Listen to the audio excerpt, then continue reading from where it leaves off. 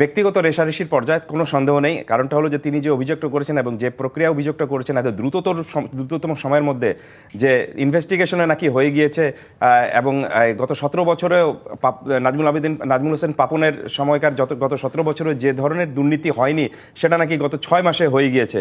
তো এত দ্রুত সময়ের মধ্যে তিনি এত আবিষ্কার কিভাবে করে ফেললেন আই ডোন্ট নো, আমার এটা জানা নেই। এবং কারা তদন্ত করেছেন সেটাও কিন্তু জানতে হবে। তদন্ত প্রক্রিয়া তিনি বলেছেন যে ক্রিকেট বোর্ডের লোকজন না, বাইরে থেকে কারা জড়িত রয়েছে সেটা কিন্তু আমরা জানি না।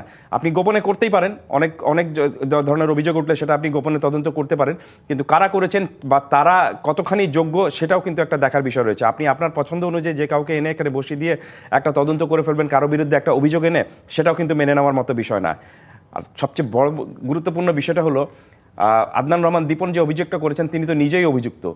তার বিরুদ্ধে তো আপনি চেক জালিয়াতির মামলা হয়েছে এবং তিনি কিন্তু তার বিরুদ্ধে পুলিশি গ্রেফতারি পরোয়ানা পর্যন্ত বের হয়েছিল কোর্ট থেকে, আমরা সেটাও দেখেছি এবং সেটা মাথায় নিয়ে তিনি কিন্তু নির্বাচনও করেছেন।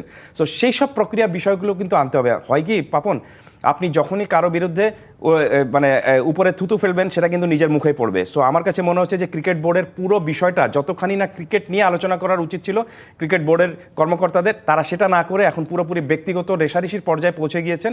যাদের সঙ্গে একসময় কিন্তু বন্ধুত্ব ছিল, তিনি এখন যার বিরুদ্ধে অভিযোগ আনছেন তাদের সঙ্গে কিন্তু কিছুদিন আগেও তার বন্ধুত্ব ছিল।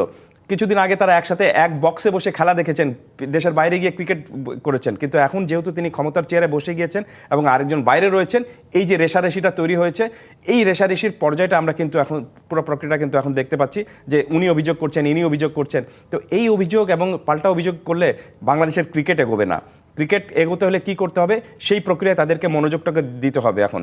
তো সেটা না দিয়ে আপনি যদি শুধুমাত্র ব্যক্তিগত রেষারেষি এবং ব্যক্তিগতভাবে জেদাজেদি এবং জেতার চেষ্টাটুকু করেন, তাহলে আমার কাছে মনে হচ্ছে যে ক্রিকেট যে গভীরে গর্তে ছিল সেই গর্তেই থেকে যাবে।